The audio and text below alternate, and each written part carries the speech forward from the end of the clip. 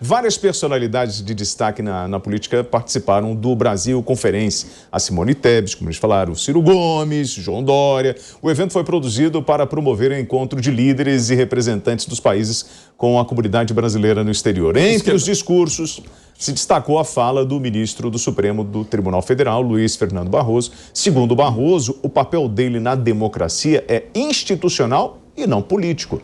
Meu papel é cuidar e defender as instituições, disse ele. E ele também falou o seguinte: a democracia tem sofrido em ambiente de populismo autoritário diante de um mundo de desinformação. Luiz Fernando Barroso não tem desempenho político. Marco, você está tocando um violino, sabe, você toca piano, do drama. Eu sei disso. É, né? O violino do drama. Ah, drama queen. Drama queen. E assim, pior. O que é um drama queen? Drama queen, rainha do drama. Mas qual que é o problema aqui, William? Qual que é o problema aqui? A rainha do drama, Barroso... Eu pensei que tivesse alguma coisa a ver com o Fred Mercury. Mas não. A rainha do drama, Luiz Roberto Barroso... Você está chamando o Luiz Roberto de... E pior, e eu vou além. Olha o drama... Não é drag queen. Não é drag queen. Ah, é drama? É drama queen. Não é drag queen. É sério, vamos lá, vamos falar do tema, vai. A rainha do drama faz um discurso que é aquele discurso com uma dosinha sentimentalesca, né? Só que é um sentimentalismo completamente tóxico. E ele é envenenado. Existe um veneno nesse discurso.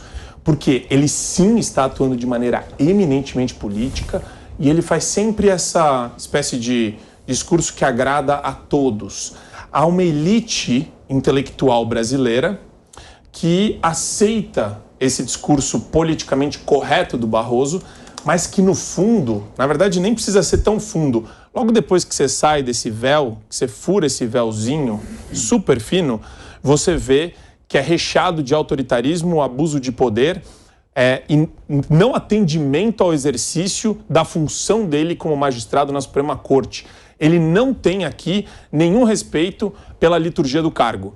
E o Piperno sabe disso, ele concorda comigo a respeito disso. Não, você concorda comigo. O Barroso, ele fala em defender a democracia, quem mais avançou. É um exemplo simples. Você acha que ele não está fazendo a parte dele na democracia? Ele está fazendo o contrário. Ele está arrastando a corte sobre os poderes legislativo e executivo. Marco, vamos lá então, um exemplo. O Daniel, a gente falou aqui, quem teve voto? Barroso ou Daniel? O relator do caso não é o Daniel. Barroso. Não, eu estou dando um exemplo só. Daniel. Certo? Quem está avançando em cima das liberdades do Daniel? Um ministro que não foi eleito por ninguém. Não tem nenhum tipo de legitimidade popular na atuação dele. Por isso que o papel dele, existe um princípio que os Estados Unidos, a Suprema Corte lá usa muito, chamado princípio da autocontenção jurisdicional, que é exatamente para impedir que o juiz ativista avance sobre competências que não são da Corte. Isso no Brasil deixou de existir mais ou menos em 2006, 2008. Porque a Corte começou a ganhar gosto por uma postura mais ativista. Você sabe que o jornal O Globo tem um editorial hoje que ele fala sobre esse julgamento do Daniel Silveira, chama a atenção do STF para algumas coisas, inclusive isso que eu falei agora, né? O que se discute é se é possível ou não você condenar um político que tenha imunidade, que tenha foro privilegiado, e não exatamente uma pessoa comum que tenha cometido as barbaridades que ele cometeu. Agora, e aí, lá no final do texto, o jornal lembra uma coisa, esse editorial lembra uma coisa. Alan dos Santos. Não. O Alexandre Moraes... Ele tem foro privilegiado? Enfim, foro prerrogativa de função, Alan dos Santos? Não, esse não, tô falando do Daniel Silveira. Mas é justificável, então, o que aconteceu com ele, não? Com o quê? Com o Alan dos Santos? O Alan dos Santos, ele é um foragido, um fugitivo. Mas aí... E você acha isso justo? Você acha justo isso? Eu acho que ele tem que cumprir as leis do Brasil. Você como jornalista? Não, ele tem que cumprir. Quais leis ele descumpriu? Não, inclusive... Ele ministro, né? Não, ele fez um monte de coisa, inclusive. Agora, voltando ao caso... Você vai preso? Voltando ao caso... Não, isso não. Voltando, embora tem vigarista nesse governo que já tentou prender gente com base na Lei de Segurança Nacional. Não vamos esquecer, porque a gente não tem memória curta. Mas aí, o Globo lembra o seguinte, que o ministro Alexandre Moraes, que é tão combatido aí pelas hostes da extremíssima direita brasileira, né? Pela essa turma do bolsonarismo mais parasitário e predatório. O Bolsonaro teve teve a sua liberdade garantida exatamente por Alexandre Moraes naquele processo de 2018, depois em que ele cometeu aquela ofensa lá contra os quilombolas. Ele chegou a ser processado por racismo e a primeira turma do STF mandou arquivar o processo por 3-2. O voto decisivo foi exatamente o voto do ministro Alexandre Moraes em favor de Jair Bolsonaro. Insuspeito de qualquer autoritarismo ou arbitrariedade. Ele não fez nada de errado depois disso, porque ele deu um voto razoável. Porque aquilo pelo arquivamento. Interpretou. Olha só que interessante. Interpretou a lei. Agora, no Twitter. No Brasil, conferência organizada por estudantes brasileiros de Harvard, falei sobre a importância de se buscar a verdade possível para enfrentar as notícias fraudulentas sobre as ameaças à democracia, bem como sobre uma agenda para o Brasil. Essas notícias fraudulentas, isso está reverberando o tempo inteiro, de um lado e de um outro, né? Existe verdade nesse jogo, Marco? Sem dúvida existe verdade. E ela está onde? A verdade vai da apuração de fatos. Você tem um plano da realidade que as pessoas elas E por que todo mundo acusa todo mundo de fake news? Não, na verdade é o seguinte. Vamos de maneira cautelosa aqui.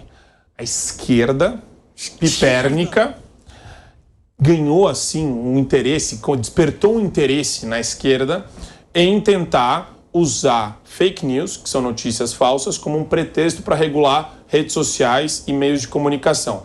Então eles usam isso só como pretexto para idiotas úteis acreditarem que existe a possibilidade de regular e de aferir o que é verdade ou não, quando na verdade isso deve depender, William, no final do dia, da pessoa. Então eu abro Brasil 247, Diário do Centro do Mundo, pega esses Revista Fórum, esses jornais da esquerda, esses meios da esquerda.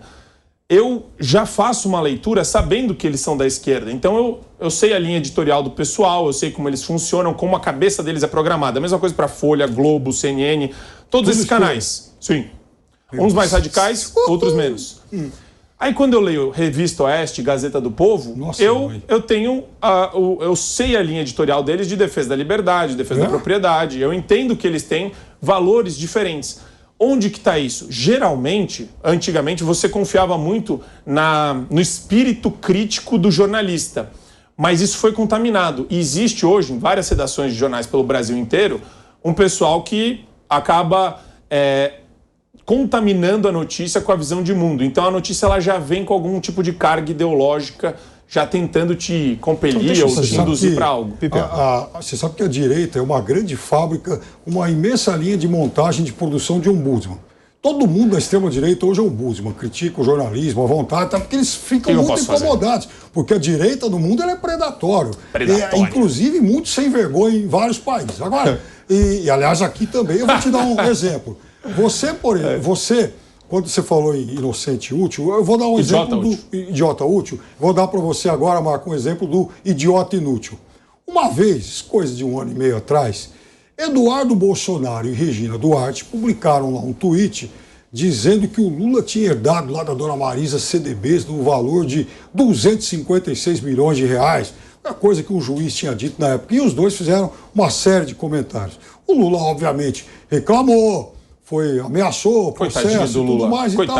Eis que o bom juiz, né, tem problemas matemáticos, refez as contas e não eram 256 milhões, eram 26 mil. Ele errou por 10 mil vezes mais. Aí o Lula obteve o direito de resposta. A Regina Duarte, inclusive, publicou um post falando sobre isso, pediu desculpas. O Lula achou isso suficiente e o Eduardo Bolsonaro, que publicou aquilo mentindo, até hoje não fez nada. Então, tem gente que mente. Então, isso é mentira. Isso é mentira. Se ele contou esse tipo de mentira, aí sim, ó, a plataforma tem que ir dele, ó. Bane mentiroso. É isso aí. Bane vigarista concorda comigo. Não precisa de projeto de lei de fake news. Então, não confie em agência de checagem com a estagiária do sovaco azul. Não confie na estagiária do sovaco azul. Eles fazem, por exemplo, ou então tem a célebre história da Carla Zambelli dizendo que a filha da Dilma era dona da agência de checagem de fato. Então, esse tipo de coisa tem que realmente ser banido das redes. Você imagina alguém chegar e falar assim, é retratação. A informação falsa, ela pode ser judicializada e ter uma retratação. Aí que está o negócio. Então, com esse Mas tipo às vezes de uma mentira. notícia não pode induzir as pessoas. Não, Por exemplo, de mentira tem no que evento banir o Acelera post. para Mas tem Cristo, esse do lado da 3.700 motos ou 1 milhão de motos? Publica esse É tipo só você de ler post, CNN. tem que banir o post, tem que tirar o post, tem que ser obrigado a fazer isso, a remover o post. Mas isso é judicial. É. Você está